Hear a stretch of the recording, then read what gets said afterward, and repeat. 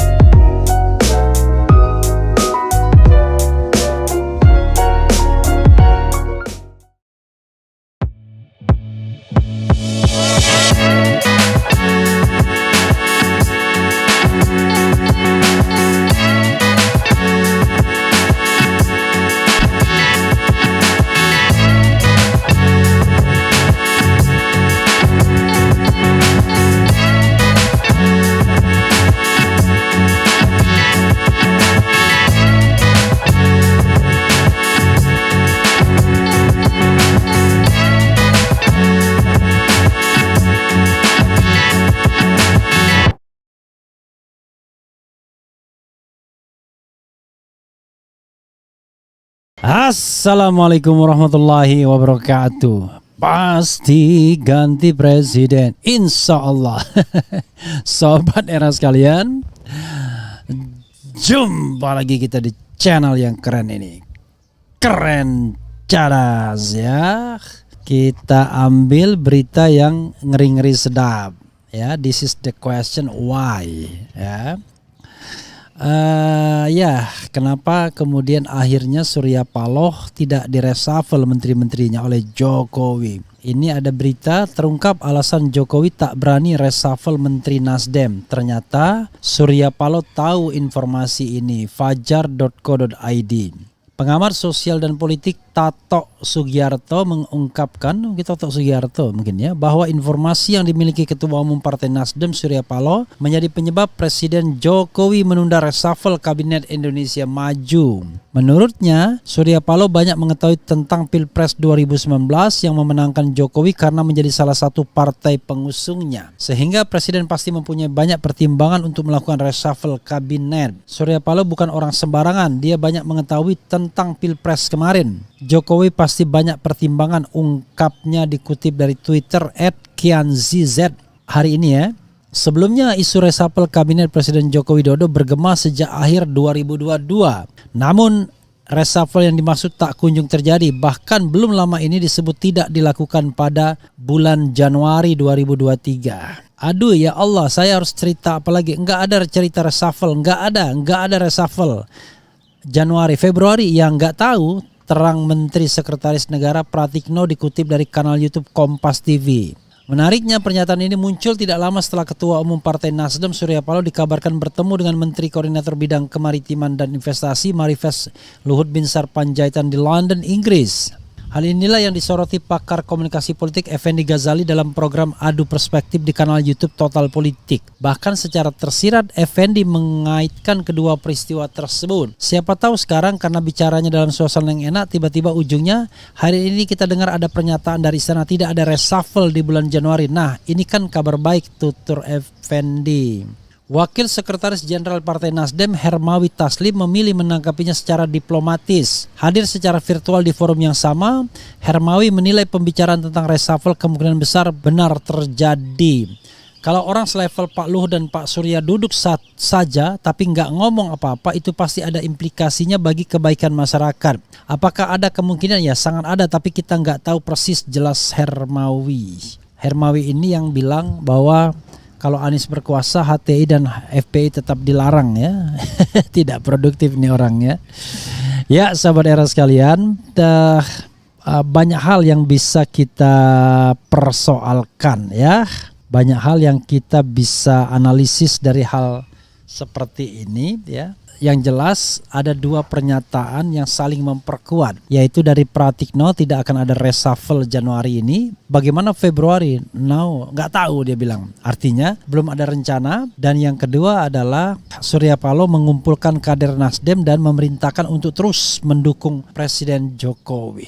Nah, itu win-win solution pasca pertemuan itu sepertinya. Tapi yang kita tidak tahu bagaimana turunan-turunannya. Apakah turunannya itu Anies tidak jadi nyalon? Apakah kalau Anies nyalon dan menang kemudian harus melindungi Jokowi dan klik istana? Atau bahkan yang lebih kontroversial, Luhut Binsar Panjaitan disorongkan sebagai jadi wakil presiden Anies. Saya mendengar dari seorang pengusaha ya, tentu saya tidak sebutkan namanya. Sejak pidato Megawati Soekarno Putri itu, sobat era sekalian ya, kemarin waktu ulang tahun PDI justru memberikan keberanian kepada partai-partai untuk menyodorkan dan menyorongkan nama menjadi wakil presidennya Anies. Ada dari partai besar, I don't know exactly partai besarnya siapa, yang sudah mengirim utusan kalau bisa menjadi wakilnya Anies Baswedan. Luar biasa kan? Jadi penjajakan politik ini kita jangan percaya cuma panggung depannya, tapi juga panggung belakangnya, apalagi cuma sekedar hasil survei ya. Karena hasil survei itu sendiri saya tidak tahu apakah bisa direkayasa atau tidak. Tapi sudah mulai, karena ada survei yang internal sifatnya, ada survei yang eksternal. Sobat semuanya, jadi kalau begitu KIB bisa bubar dong.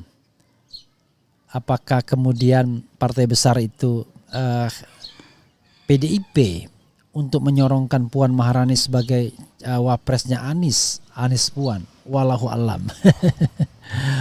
Karena kalau partai besar itu berarti kan kemungkinannya 3, PDIP, Golkar dan Gerindra. Itulah 3 partai yang lebih besar dibandingkan Nasdem. Jadi nggak mungkin dibilang partai besar kalau dia lebih kecil dari Nasdem. Jadi kita pikir kira-kira siapa ya partai besar yang mengirim utusan ke Anies Baswedan untuk menjadi calon presiden. Sekali lagi, karena tidak jelas informasinya ya kita mengira-ngira 3 partai itu. Kalau nggak dari PDIP ya, artinya mencalonkan Puan Maharani sebagai wakil presiden Anies. Dari Gerindra, apakah Prabowo mau menjadi wakil presiden? Oh, I don't know exactly, kayaknya enggak. Ataukah Erlangga Hartarto dengan Golkarnya?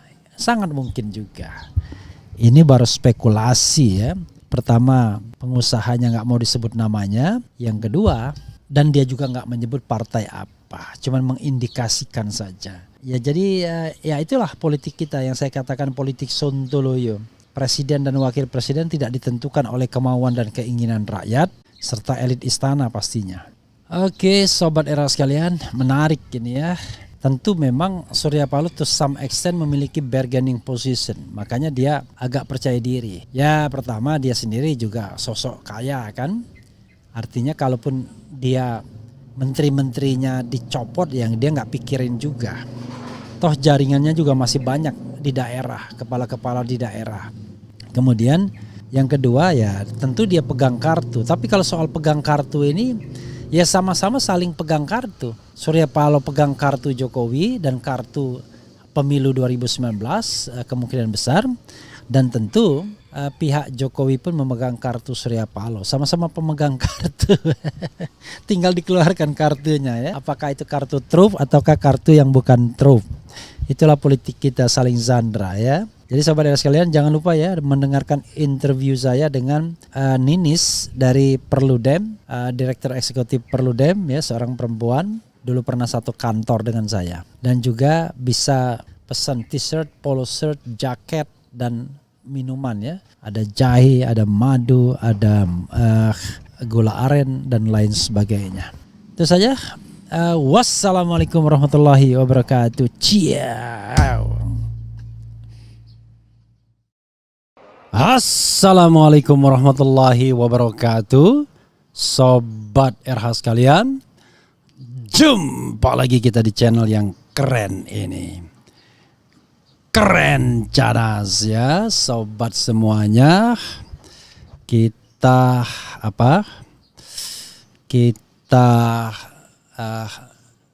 bacakan berita yang menggemparkan ini ya. Dan saya sekarang pakai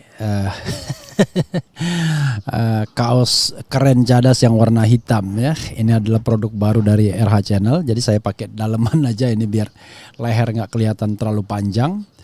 Tapi ini baju keren jadas ya, warna hitam. Kalau tadi warna putih. Ini t-shirt. Ya sobat era sekalian, ini ada berita bahwa Surya Paloh siap cabut capreskan Anies jika diperintah Jokowi. And then in this still in a question mark ya. Oke. Kita coba bacakan sebagaimana dilansir portal Islam. Surya Paloh siap cabut capreskan Anies jika diperintah Jokowi. Oke, ini ada tulisan video lama yang digoreng buzzer. Portal islam.id ya. Ada media online 12 Januari membuat berita dengan judul Surya Paloh siap cabut capreskan Anies jika diperintah Jokowi. Ketum Partai Nasdem Surya Paloh akan cabut capreskan Anies Baswedan jika diperintahkan Jokowi untuk buktikan loyalitas pada koalisi pemerintah. Ukur loyalitas Nasdem, kata Surya Paloh, Presiden tinggal perintahkan cabut capreskan Anies, maka kita akan lakukan, ungkapnya. Video Ketum Nasdem Surya Paloh ingin buktikan loyalitas pada pemerintah beredar di jagat maya 12 Januari diunggah akun Twitter Tita @Tita83090013. Surya Paloh merasa tidak melanggar etika koalisi pemerintah. Apa karena Nasdem capreskan Anies lalu kita dianggap tidak beretika, kata Ketum Nasdem ini. Kalau memang karena itu, lanjutnya, Presiden tinggal perintahkan cabut capreskan Anies. Patuh apa tidak Nasdem? Kalau tidak patuh loyal baru sebut kita tidak beretika, ungkapnya. Sampai hari ini, kata Surya Paloh, belum ada perintah Presiden soal cabut capreskan Anies. Kalau itu yang diperintah Presiden akan kita buktikan, tegasnya. Benarkah demikian? Video yang diunggah akun buzzer Twitter @Tita83079013 adalah potongan video lama pada 3 Oktober 2022 saat awal Nasdem mendeklarasikan Anies Baswedan sebagai calon presiden 2024. Saat itu beberapa pihak menuding Nasdem telah melanggar koalisi pemerintah karena telah mendeklarasikan Anies Baswedan sebagai capres. Dalam video itu Surya Paloh menjawab berbagai tudingan itu. Apa ada kesepakatan di koalisi kita harus mencalonkan calon si A? Kalau calon si B itu melanggar, kalau memang ada ADART-nya seperti itu, lain ceritakan, kecuali kalau presidennya bilang saya nggak cocok, cabutlah itu, janganlah itu jadi capresnya Nasdem. Itu lain ceritanya. Patuh nggak Nasdem? Kalau dia tidak patuh baru dibilang dia anti koalisi. Ya kan? Tapi kan kita belum dengar itu dari Presiden, kata Surya Paloh kepada awak media. Potongan video ini lalu digoreng dengan judul Surya Paloh siap cabut capreskan Anies jika diperintah Jokowi. Ya sobat era sekalian, untuk jelasnya coba kita dengarkan videonya dulu ya sebelum kita bahas. Silakan Jido. Komitmen Nasdem mencalonkan Anies Baswedan adalah untuk satu hal yang paling pokok. Bagaimana dia melihat perspektif keutuhan bangsa ini akan jauh lebih bisa memungkinkan kita untuk berkonsentrasi melanjutkan episode pembangunan yang sudah dijalankan oleh Presiden Jokowi. Itu satu tekan kita. Ada kekurangan, itu tanggung jawab kita bersama untuk memperbaikinya. Tapi kalau itu juga mesti dianggap tidak pas, itu nggak apa-apa bagi yang menganggapnya.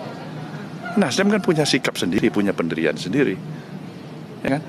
Dia institusi partai politik yang sah hari ini. Apa hal yang bertentangan dengan dia mencalonkan, mendeklarasikan salah satu anak bangsa ini? Coba, partai koalisi itu komitmen kita apa? Komitmen kita itu berpegang pada prinsip-prinsip garis kebijakan pemerintahan. Itu coba terjemahkan sampai batas akhir masa bakti jabatan Presiden Jokowi dan Ma'ruf Amin. Itu nggak pernah terlanggarkan kan?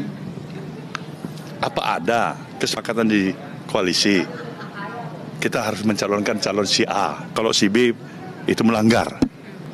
Nah, kalau memang ada ADART-nya seperti itu lain cerita kan. Ya kalau nggak ada, beli secara etik, etik yang mana? Etik itu adalah ketika ada hal yang bertentangan dengan garis kebijakan presiden. Nah, kalau kecuali presidennya bilang saya nggak cocok, saya bilang coba presiden menyatakan cabutlah itu, janganlah itu jadi capresnya Nasdem, kan lain ceritanya. Patuh nggak Nasdem? Kalau dia nggak patuh baru dibilang dia anti koalisi, ya kan? Tapi kan kita belum dengar dari presiden begitu, ya kan? Hah? Jadi nggak ada masalah. Ya, Sobat Era sekalian, itu tadi pernyataan dari Surya Paloh. Masih bersayap ya. Pertanyaan kita adalah seandainya dalam waktu-waktu belakangan ini tiba-tiba muncul statement dari Jokowi agar Nasdem mencapreskan Anies karena dianggap sudah tidak sejalan lagi dengan koalisi atau policy pemerintahan. Karena bagaimanapun, walaupun itu pencapresan untuk 2024 ke atas, tapi ancaman gangguan pada pemerintahan hari ini besar dengan pencapresan Anies. Misal, pertanyaannya adalah apakah Surya Paloh akan patuh atau tidak? Apakah dia memilih keluar dari koalisi dengan tetap mencapreskan Anies? Apakah dia kemudian seperti dikatakannya sendiri, ya akan kita buktikan apakah Nasdem punya etika atau tidak. Saya tidak paham ya pengertian beretika itu, apakah harus patuh kepada presiden, apakah beretika itu tidak main dua kaki. Bayangan saya beretika itu tidak main dua kaki. Artinya gini, kalau sudah ada statement seperti itu dari Presiden Jokowi, jangan capreskan Anies, maka pilihan bagi Surya Paloh dan Nasdem adalah keluar dari koalisi pemerintahan, keluar dari Presiden Jokowi, atau tetap calonkan Anies. Tetap calonkan Anies atau coret Anies dan tetap di pemerintahan. Nah itu saya kira etikanya di situ. Kalau sekarang Nasdem main dua kaki, secara etika pemerintahan nggak ada masalah, ya. Secara etika pemerintahan. Nah secara etika politik, nah itu barangkali yang kemudian menjadi persoalan. Tapi sekali lagi, ini adalah sistem pemerintahan presidensil. Soal apakah Nasdem bisa atau mau atau boleh bertahan di pemerintahan atau tidak, ya semata-mata bergantung kepada Presiden Jokowi sebagai primus inter pares, sebagai Presiden the Republic of Indonesia. Jadi tidak perlu kita berspekulasi. So easy, mudah sekali bagi Jokowi untuk menendang ya menteri-menteri dari Nasdem. Tidak ada halangan, kecuali halangan secara politis dan psikis, itu soal lain ya. Jadi Sobat Era sekalian, menarik ini. Kita akan nantikan pernyataan ini dibuka kembali. Ada pertemuan Surya Paloh dengan Luhut Binsar Panjaitan di London.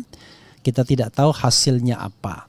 Yang saya spekulasikan hasilnya pastilah pembicaraannya dulu ya, bicara mengenai presiden dan wakil presiden. Nah, materi pembicaraannya namanya politik kan pasti negosiasi. Ada take, ada give. Jadi take and give. Ada yang diambil, ada yang diberikan. Bayangan saya ya yang diambil adalah tetap di koalisi pemerintahan, yang diberikan adalah if andai Anies Baswedan menang maka bla bla bla bla bla bla bla. Bagi oligarki atau kekuasaan hari ini. Jadi nasibnya itu bagaimana di kepemerintahan yang baru. Barangkali negosiasinya adalah ya Anda akan dilindungi, barangkali Anda akan tidak dipersoalkan, mikul, duor, mendem jero dan lain sebagainya dan lain sebagainya. Hanya Surya Paloh, Luhut Binsar Panjaitan dan Peter Gonta yang tahu apa hasil atau komitmen atau gentleman agreement dari pertemuan itu ya. Rasanya tidak mungkin tidak menyepakati sesuatu kalau sudah jauh-jauh ke London. Jauh-jauh menghindari hiruk pikuk Jakarta untuk bicara empat mata. Jadi 6 mata karena ada Peter Gonta di London sana. Dan mayoritas Sobat Era sekalian pun percaya kalau itu kebetulan ya. kebetulan direncanakan. Jadi menurut Anda mana yang benar soal pertemuan Luhut dengan Surya Paloh di London? 30.000 yang voting dan yang mengatakan kebetulan 15% dan yang mengatakan direncanakan 85%. Ada yang kreatif mengatakan kebetulan, sebenarnya kebetulan direncanakan. Jadi ini by design bukan by accident. Sahabat era sekalian, politik itu ya tidak ada lawan dan musuh yang abadi, yang ada adalah kepentingan. Kita tidak tahu negosiasinya kemana, tetapi pastilah negosiasinya harus take and give. No free lunch, tidak ada makan siang yang gratis dalam politik.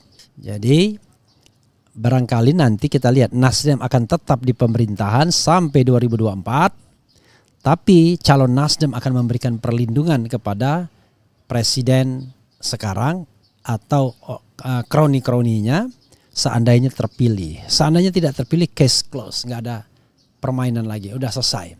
Tinggal nanti apakah Nasdem akan kembali ke pangkuan rezim baru yang masih terusan dari sekarang, ataukah dia tetap ingin melakukan politik oposisi. Itu bayangan saya ya, pembicaraan.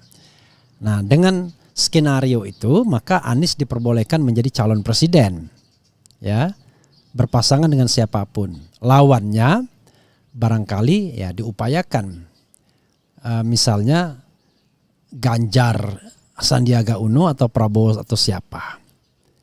Tapi kalau misalnya Surya Paloh ingin berkhianat, maka dia kacaukan koalisi perubahan tersebut, koalisi Nasdem, maka terbentuklah skenario Ganjar berpasangan dengan AHY, kemudian Prabowo berpasangan dengan Puan, Anies gigit jari. Tapi mudah-mudahan tidak, dan saya yakin Surya Paloh bukan tipe pemimpin seperti itu.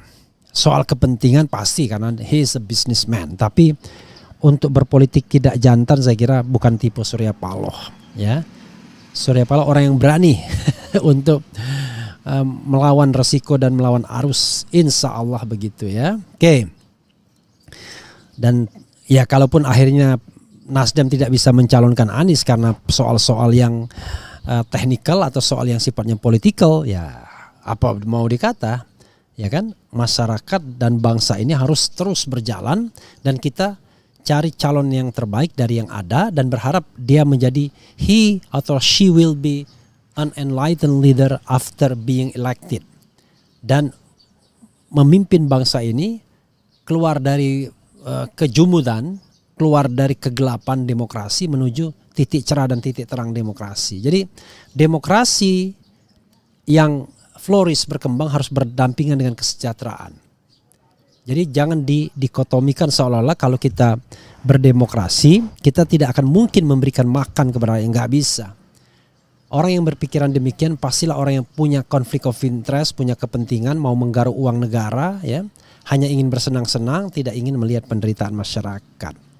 Karena kalau orang yang berkomitmen adalah going together, at the same time dia melindungi rakyat Indonesia, mensejahterakan dan juga memberikan kebebasan. Jadi semua diberikan. Itu yang namanya pemimpin yang bertanggung jawab dan dilandaskan pada konstitusi negara kita. Oke, sobat semuanya, coba kita bacakan komentar Sobat RH terkait dengan isu ini.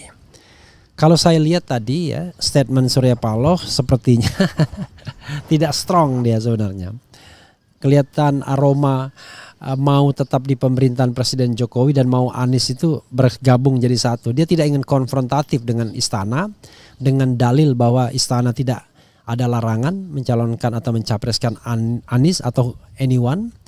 Dan di sisi lain dia tetap ingin mencalonkan Anies sebagai orang yang dia pahami, dia dekat dan berharap ada kotel efek dari pencalonan Anies tersebut. Oke.